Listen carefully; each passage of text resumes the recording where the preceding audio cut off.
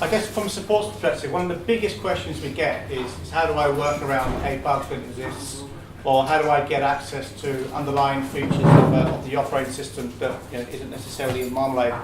So this session from Nick is how you can build EDK extensions to extend the power of Marmalade.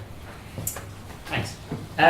So it's not actually just about extensions. I was asked to do a session on extensions and thought, I'm not sure how familiar people will be with Marmalade generally, what kind of things you're doing with it, and also, as Lester said, there's often a bit of confusion about what is an extension.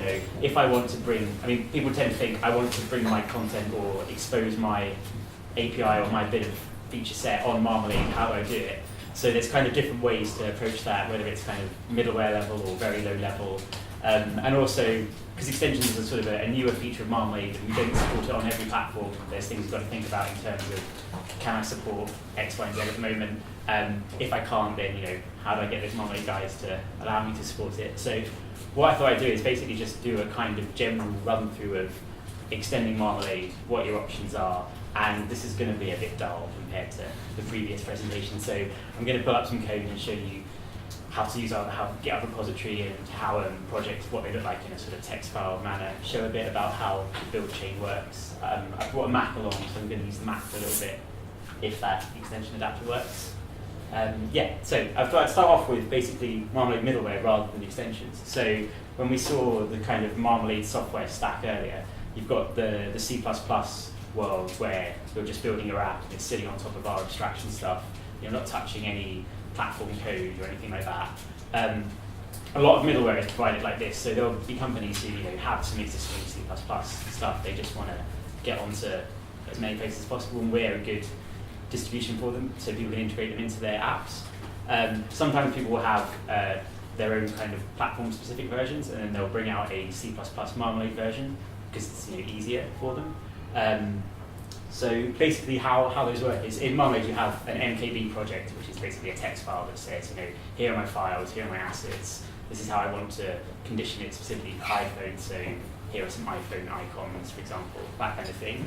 A sub-project in Marmalade is basically just an MKB you can include in another MKB. So on the simplest level, some middleware might just be some C++ code using the standards we support and our own Marmalade system platform APIs.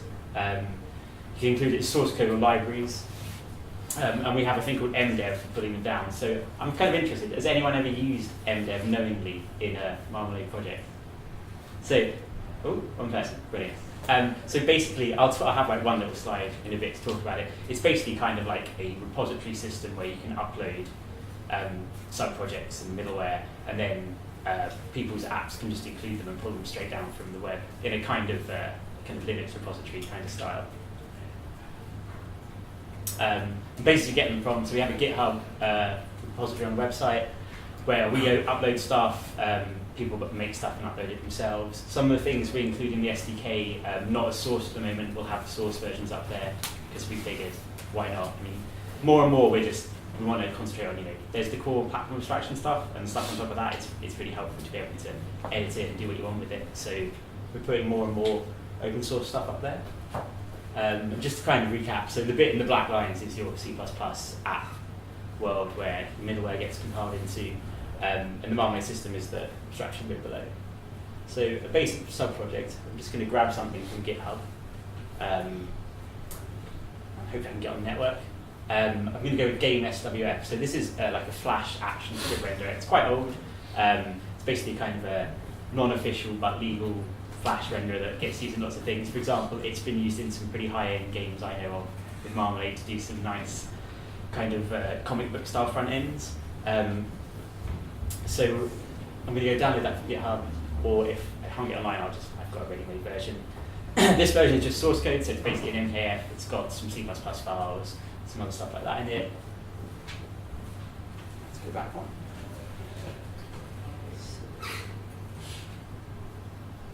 Show you. So the GitHub repository looks a bit like this. This game SWF. And you can fork it and you can add stuff to it and not online. But let's not bother with that. So I've downloaded one already. Here it is.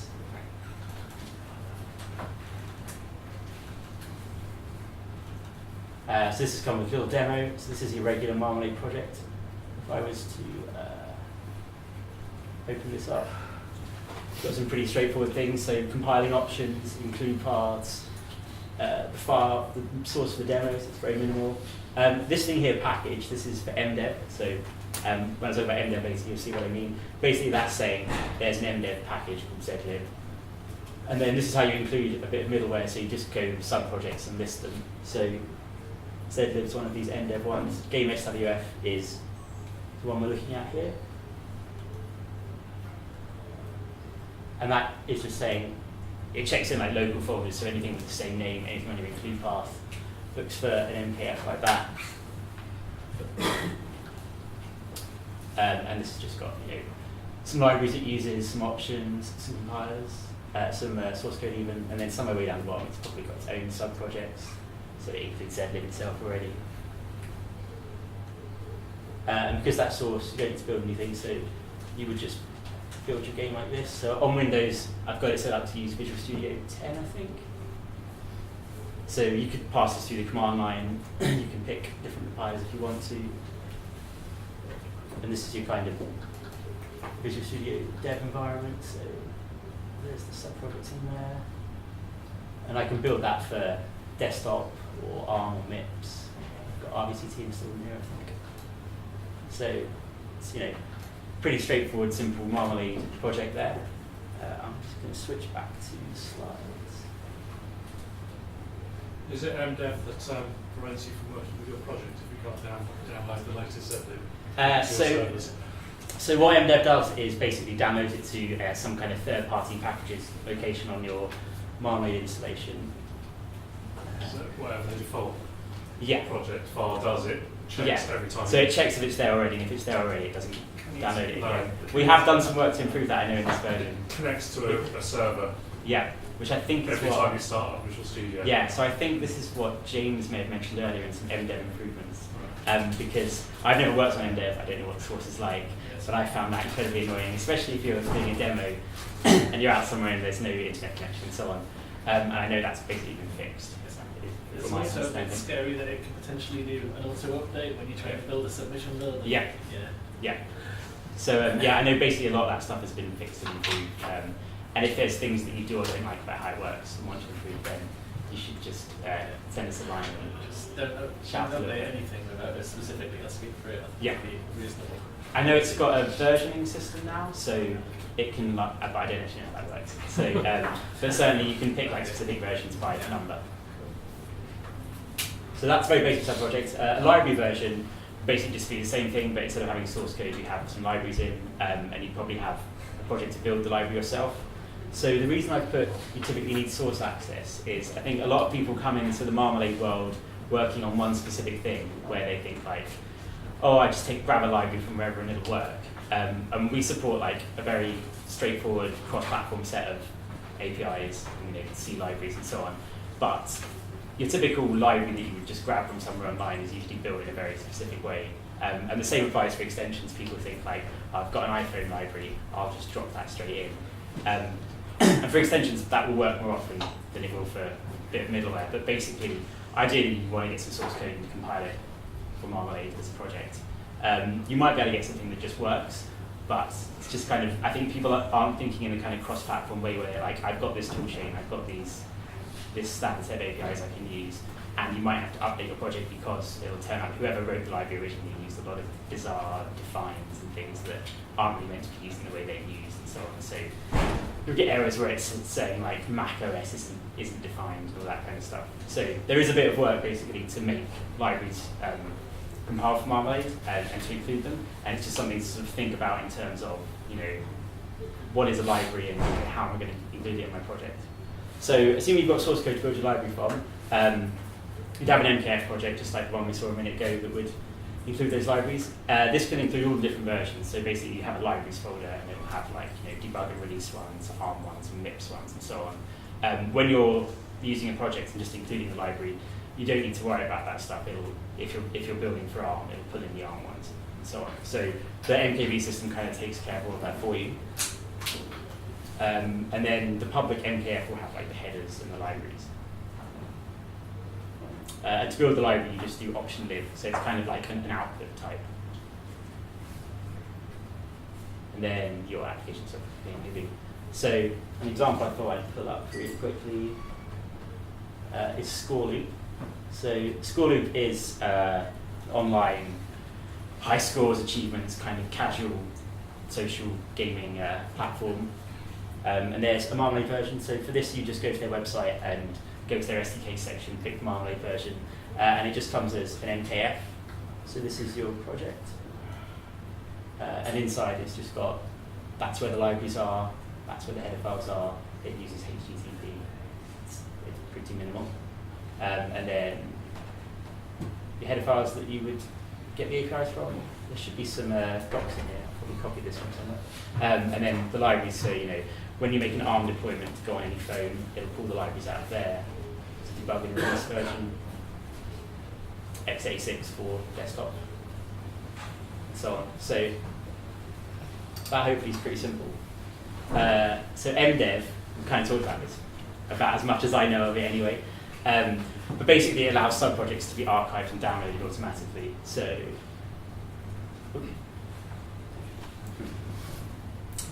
basically by using the package keyword or the package down from MDev, there's new versioning stuff now, which, as I said, I'm not exactly sure how that works, but will be documented in the new release.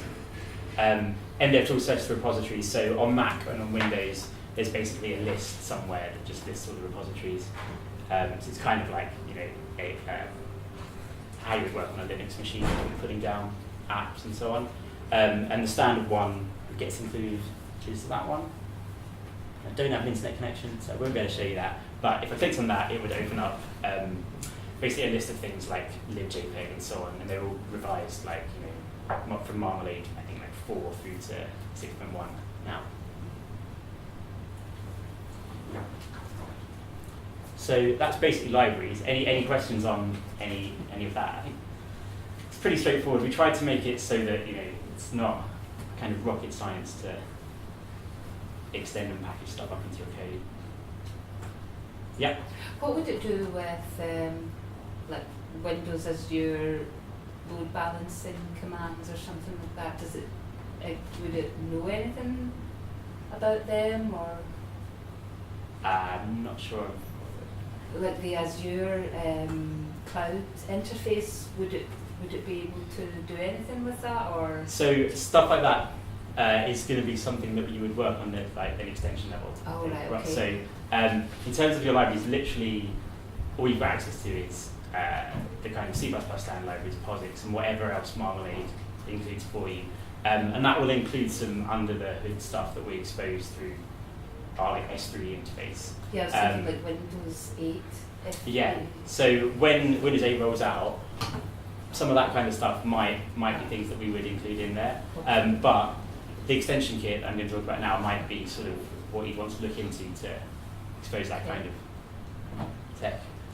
So I think I had this up in the previous thing. Extensions are basically some projects you can build that will extend the Marmalade system layer. So basically, you're like writing an extra bit for Marmalade system for our like platform abstraction API. So totally separated from the idea of writing some C++ middleware that's going to compile into your app. This is, I want to do something on iPhone or Android or preferably everything that you guys don't provide yet, and I want to find a way to do that without the Marmalade engineers having to go off and create this for me. And you might want some C++ middleware to manage that, but it's kind of like a separate thing. So what we do for this is we provide this thing, the extensions development kit, or EDK, so you can access stuff that we don't expose. What I was saying about the middleware part, it's quite nice to wrap similar APIs either in a single extension at like the C level, or you can make things like, at the moment we have some billing APIs for different platforms, so we have like Google Play billing, iPhone billing, a couple of other ones I'm not sure. which already exists as separate extensions. So you might write a bit of C++ middleware to bridge those together, so kind of hinting at that we're doing that at some point in the roadmap future. But the idea is that when you're writing this low-level stuff, you want to expose it to your users in a nice cross-platform way if you can. So Marmalade users want to keep carrying on with their C++ or their web Marmalade code and not worry about this platform implementation stuff. If you're providing middleware, it's a good way to provide existing iOS and Android SDKs. So if you've got an iOS SDK of something, an Android SDK of something, maybe a desktop one, you can package those up as a single Marmalade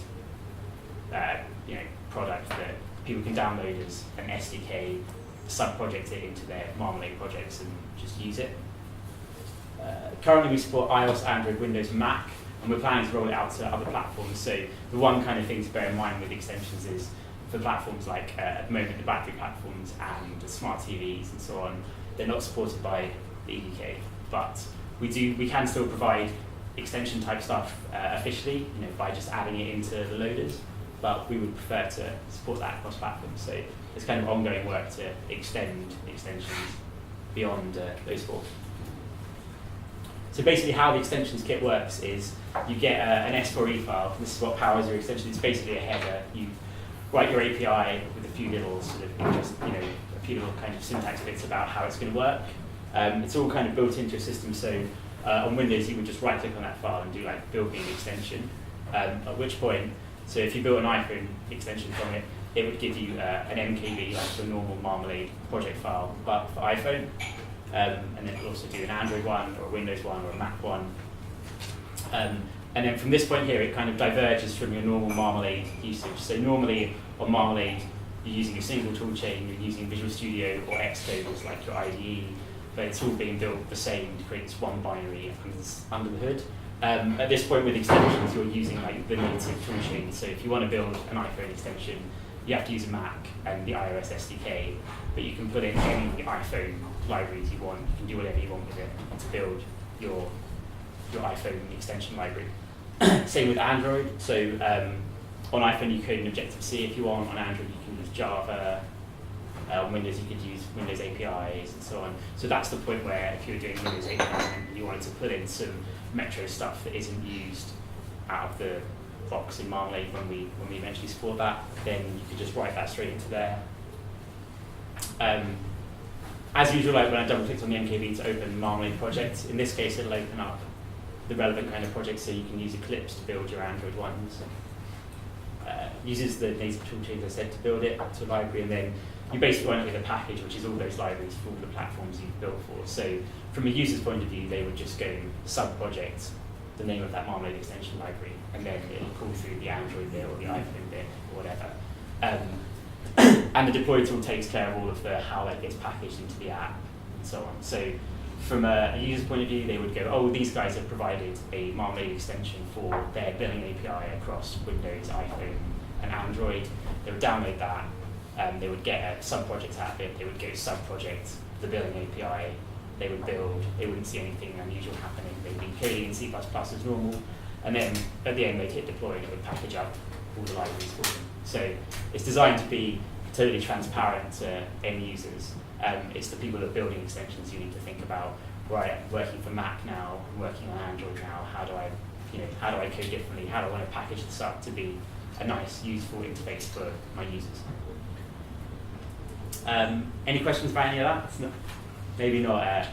If someone were to write an extension, say they know that the interfaces are there on iOS and Android or whatever, but didn't have a Mac, and could write the Android one, is it something you'd consider doing the Mac side, or the iOS side rather? You mean getting us or someone else to do that? To finish it. Potentially, yeah. I mean, we create extensions ourselves when there's a demand for them or when we want to do them.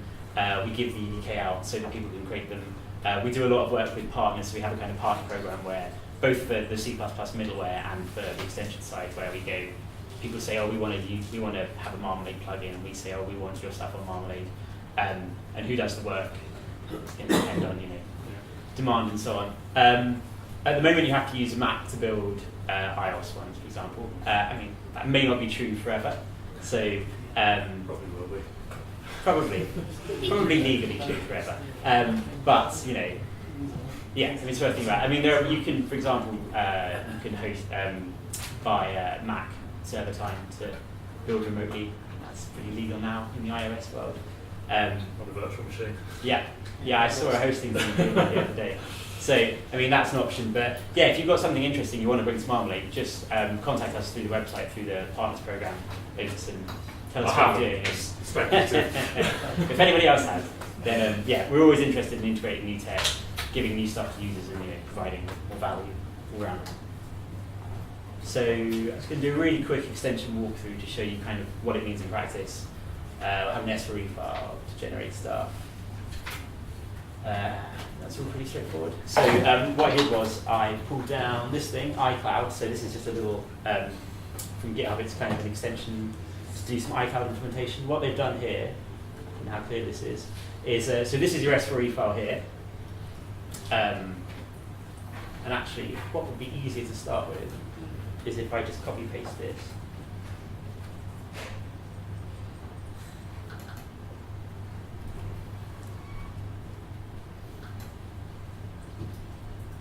So if I was building this extension from scratch, I would write a file like this, S4E. And inside it looks like a header, so it's got some, this one's nicely commented. This is a nice change from how people usually do coding. It's got some things like callbacks here, which has some built-in automatic callback generation. You can do things like automatic error handling and stuff like that. And then it's got some types in an include section and some functions to do things. So I think this is pretty straightforward. It starts up iCloud and writes some stuff to file and gets it back again. And basically how this works is, assuming I've installed an SDK on this machine, I can right-click this and just do build extension. So if I want to start building an iPhone extension, I'll hit that. And it should generate kind of stub stuff for everything I want to do. So this here is our sub-project that our users are going to eventually include in their app to go like sub-project iCloud once it's built. This is a kind of generic build file, and this is iPhone. So when I run this, it's going to build the iPhone version of it once I've actually added some source code. And it's built a header out of our sub-public header that it's built. And in the source, it's built some nice stub stuff for you. So there's like a generic version of all those functions that I declared. There's some wrapper for, I think that's the callbacks thing, so it's set up a callback system for me. And then in the iPhone one, it's by default built an Objective C++ file with some stubs in there that you can start adding code to. So if I switch back to the... Would that automatically have stuff to say it's not available on Android? Yeah, so one thing that's in the... switch back to the original version. In the S4E, is that what slightly differs from a normal header is that at the end of a function you have a standard return type. So basically, I mean, it's not a very good example, void, but this one here, basically, if the platform doesn't support the function, it'll just return that code there. So it'll never crash, but it's not going to necessarily do anything useful. So if you run that on any device, like a playbook, say, rather than an iPhone, it's just going to return some kind of void or null. So it's code one, so you don't have to say if targeting. You don't have to keep going if iPhone, then if Android, then. Yeah, exactly. And the other bits, you've got things here like, these are sort of directives of things that it'll do automatically. So run on OS thread is a kind of common one for basically most platforms, and this is documented in the docs. If you're doing anything with built-in UI kit stuff, that always has to run on a specific thread.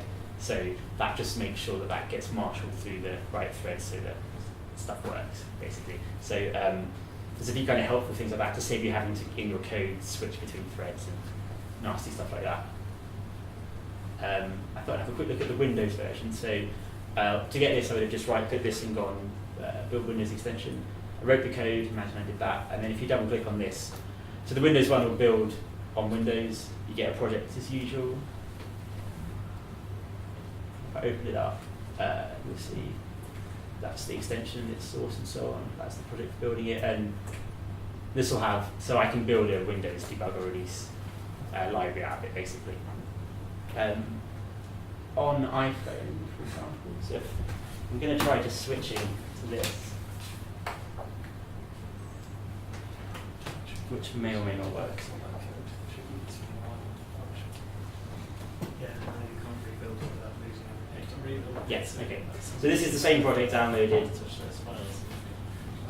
And on here you can see there's an iPhone one from when I did build iPhone earlier.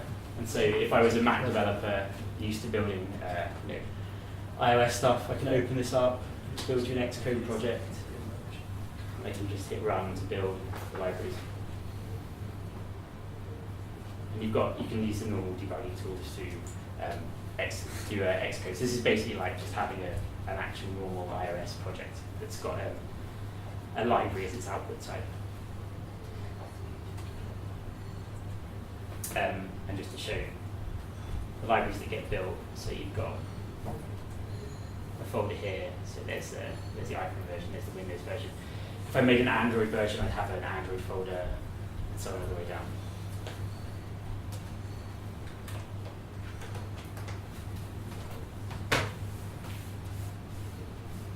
So that's basically how extensions work.